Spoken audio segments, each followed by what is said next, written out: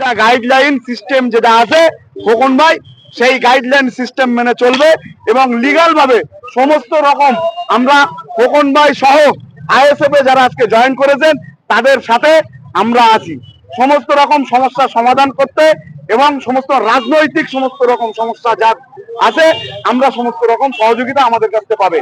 আমাদের এখানে পঞ্চায়েত কমিটি যারা আছেন খোকন ভাই আছেন, আমাদের বিধানসভার দায়িত্বে সালাম ভাই আছেন এবং যা সবার নাম বলা সম্ভব হচ্ছে না, আব্দুর রহিম ভাই আছে, যারা আছেন খোকন ভাই যারা আছেন সকলকে আমি ধন্যবাদ জানাচ্ছি।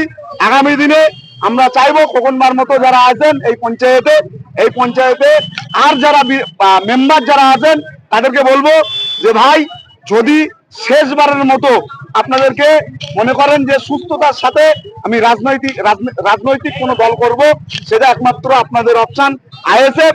আসুন আপনারা আইএসএফ এ আসুন, আমরা আগামী দিনে একদম নিষ্ঠার সাথে এই চৈতা পঞ্চায়েত আইএসএফ এর পক্ষ থেকে আমরা পরিচালনা করব।